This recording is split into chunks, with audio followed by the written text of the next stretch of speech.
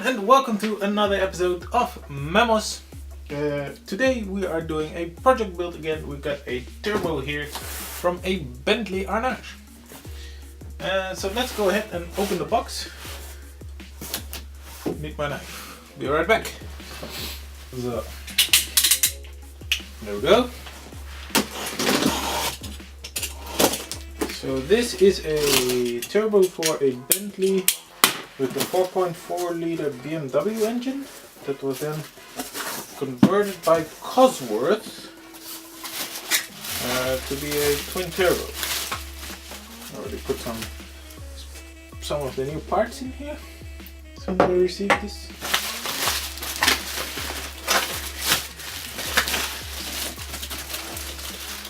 The Bentley dealership already took this apart. There's the old one, the old actuator for the wastegate. It's got an internal wastegate. This is a Garrett GT 1752 that it's basing on the Saab design, but the interesting part is the hot side, which I'll show you. 1 second. And this is basically the main reason I took over this project.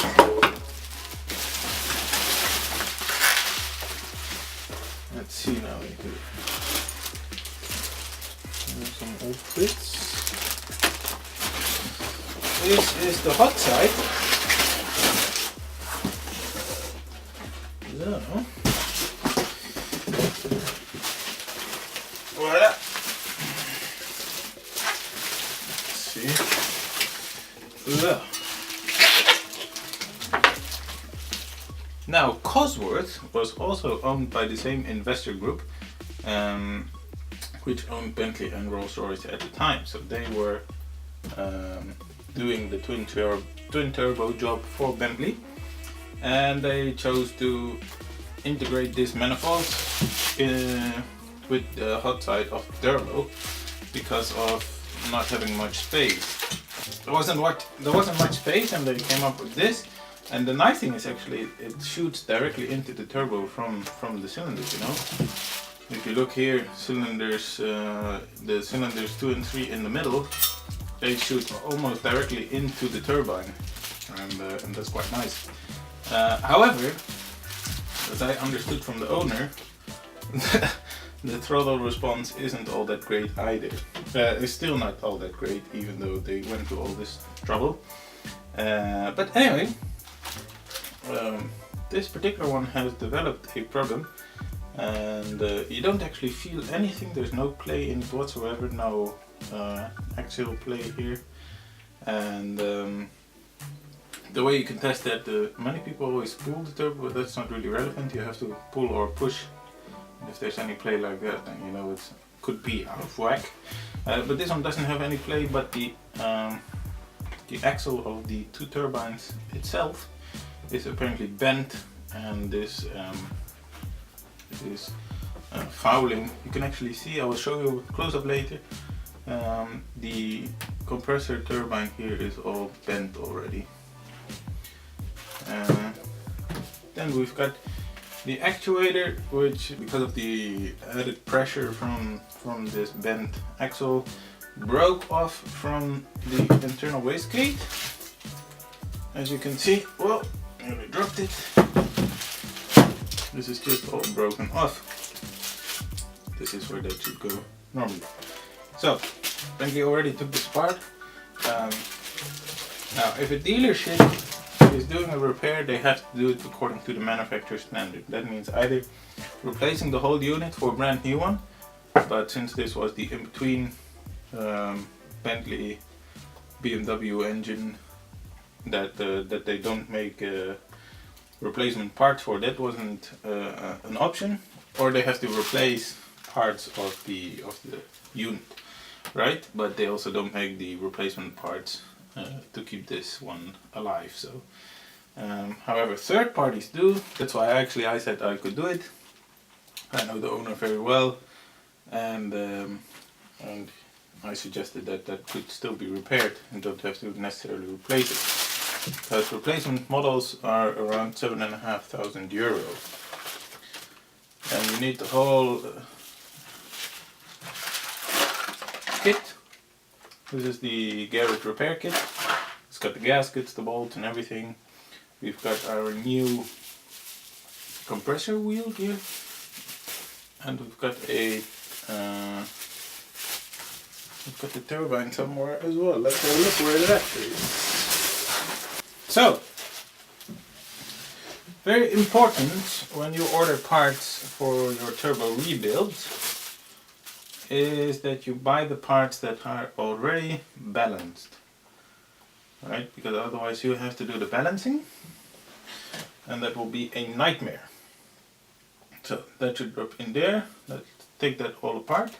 So, once you've got your turbo all taken apart here, there's a rubber gasket in here that you'll have to replace as well. It's time to take apart the cartridge, and that is this center part here. To do that, you have a 8mm nut on here, I believe, 8 if I remember correctly. Absolutely. And there's 10 one on the other side.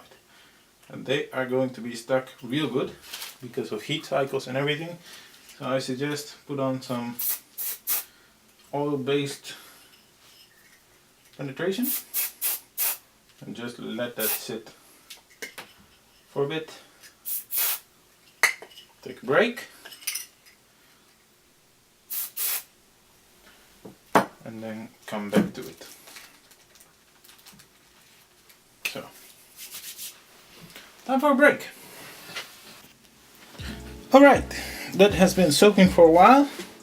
And that's a reverse thread on the shaft, so be careful that you have to do it the other way as you're used to. Let's go ahead and see if we can crack it. Okay. Once it comes loose relatively fast. Alright. After a bit of persuasion.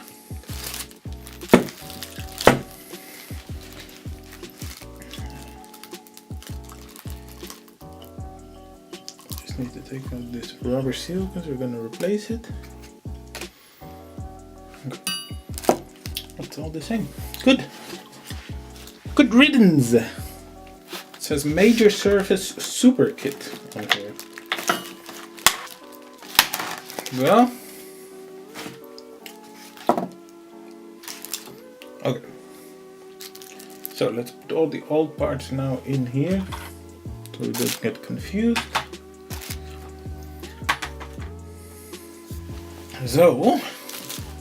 So the piston ring is kind of a difficult one. You want to get your hands around there and sort of pull it down. Tight like a tiger.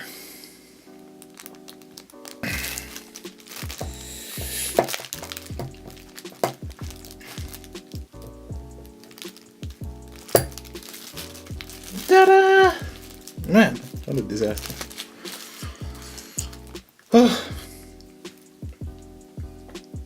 So once it's in there, you're pretty much good to go to build it back together.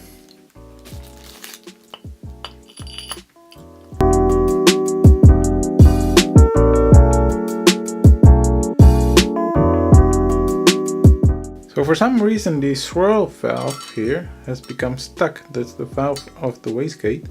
It has become stuck behind the flange, the exhaust flange.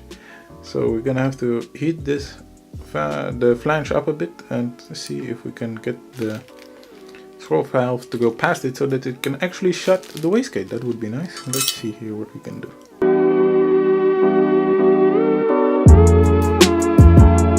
So after some heating up, it just fell straight home. That's good. That's something off my mind. We don't have to worry about that anymore. So I think it's time to put the turbo back together now, don't you think? Time to put it all back together. Managed to stain my beautiful sweater with oil. So, first things first is the new turbine wheel and shaft. Right, it will go in here. So the little I'll bring you in closer. Wait 1 second, I'll bring you in closer.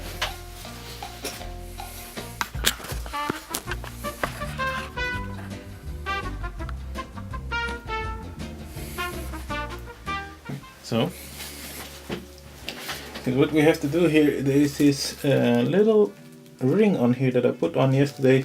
And that's a like a piston ring, so it pinches together. Right, so you have to be quite careful when you put that one in.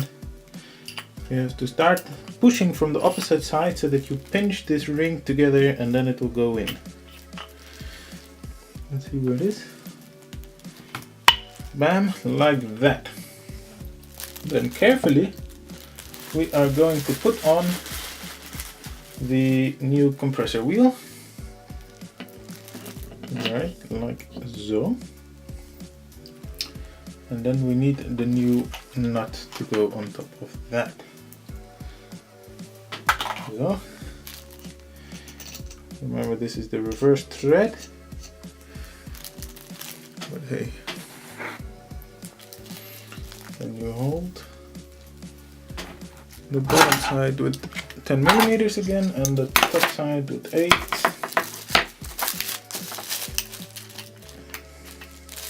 Kind of set that in there, and then I want to twist the opposite side. Get that in there nice and tight, and then we have to get that into the compressor. If you want to find your mark back, find your mark, like so. So, and you want to bolt it down to see if it's free spinning. You can use the old bolts for this, just to see if it's gonna free spin or not. Alright.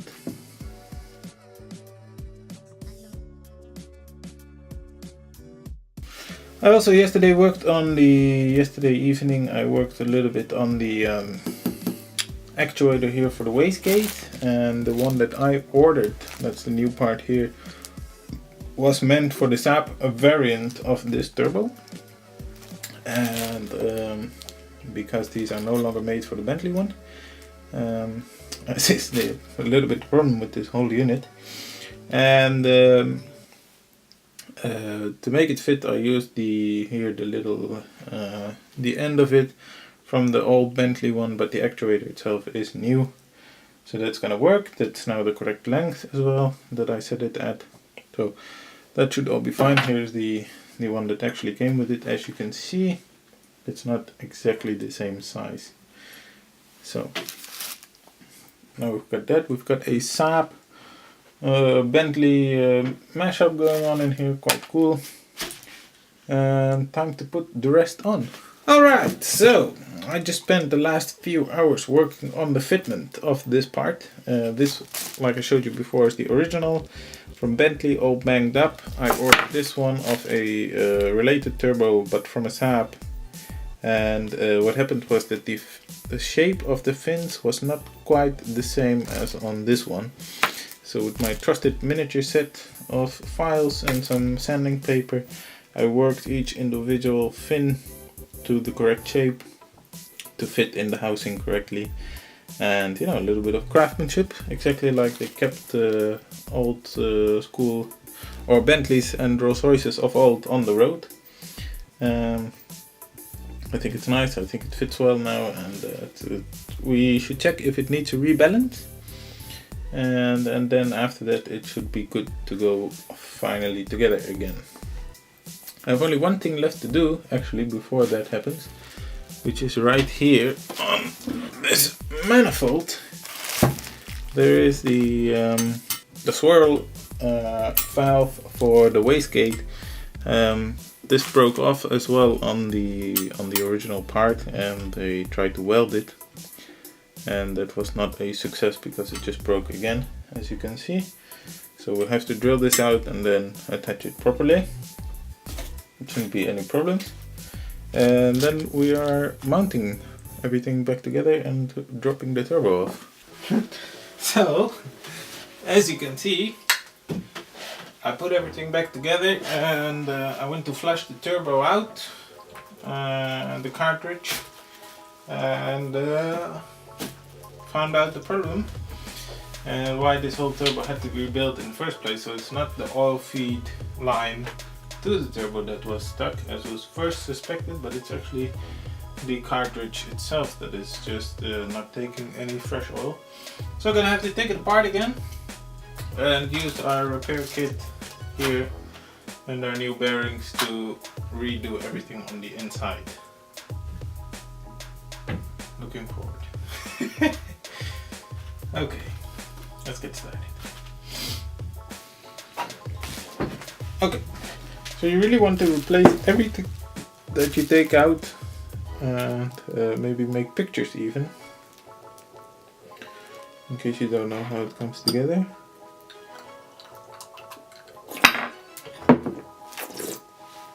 Swirl it for the taste.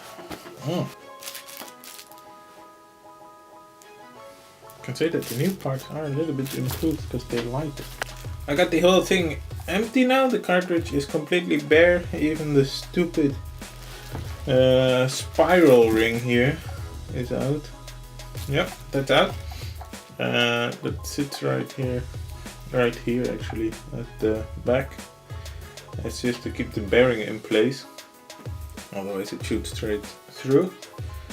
And you try to put it back in, and I guess the only job is to clean it out a bit more, get all the coked up oil out of there, and then it's putting it back together time.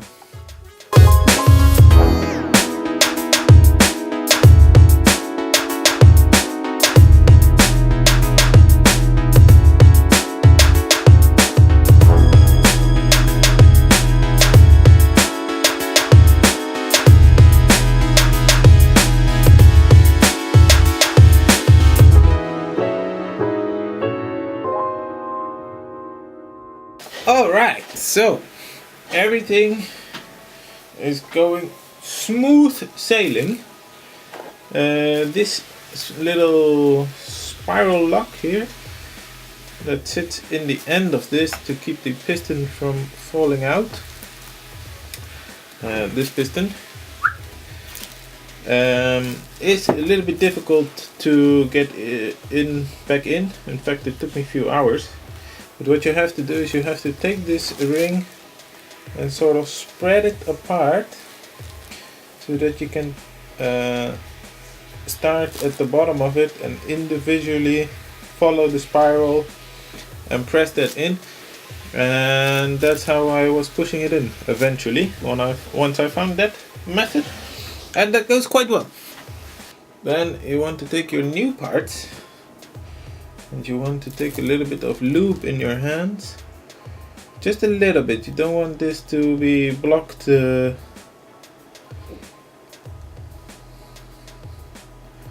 don't want to block any oil passages or anything like that. You just want a little lube so it doesn't scratch or mark or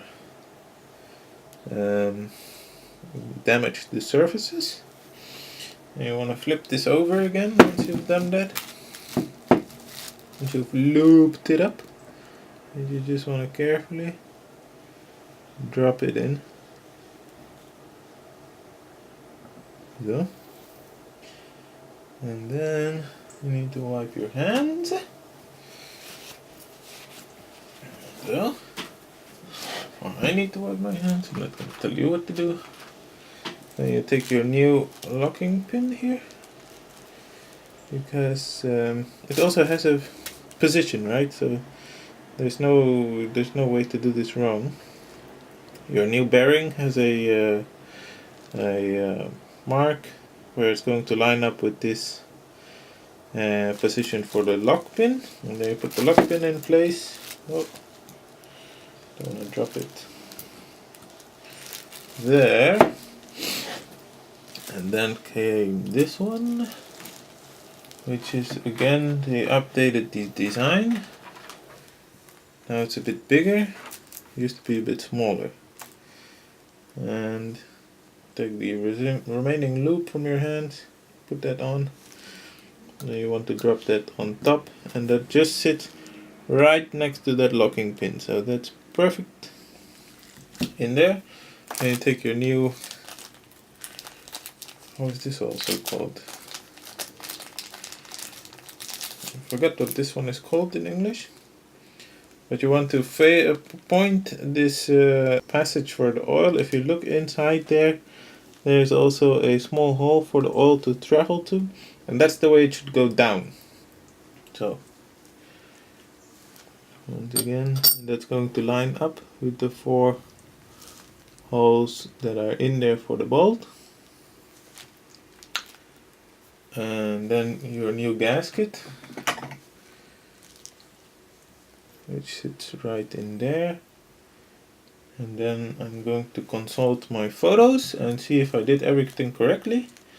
And afterwards we're going to put this thing back together.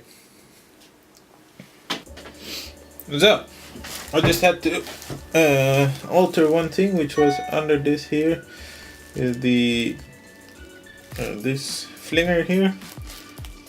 Shouldn't point down but should point up. And we place that back. And then we put this back on. And then it's time to close it back up, I think. Where is my... Here it is. Remember, we also put a new one in there. And then we have to line these holes up ever correctly. Like so. Let me see. Be careful when you do this, guys, because the assembly is held together by a piece of aluminium, so it's obviously not that strong. For this we need a Torx 20, which is right here next to the camera. There we go.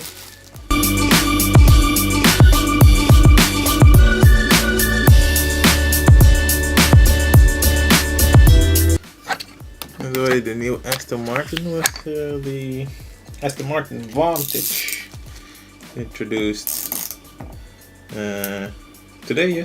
yesterday. And what? I mean, let me know in the comments if you like it, because I think it's very, very not the right direction to take. I think in general, I said this so many times with car brands nowadays. Of course, it's easy to complain if you don't have to design it, but... So, once you got it all back together, it's time to put the new gasket on, which I think is somewhere here. Let's compare it to the old gasket, which one we're gonna need. Okay, let's put that back on and let's slip it inside.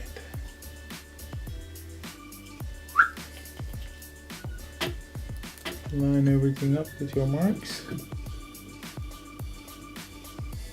Okay. Hello, once again. What a mess, huh? This is the aftermath of the turbo build. Once I got the parts back from Germany that were balanced, I put it all quickly back together to bring it to the Bentley garage. Unfortunately, that's why I don't have any footage of it. But I'm gonna let you know how it turned out once the car is finished, once it's all back together. And yeah, I guess I'm gonna have to clean up now.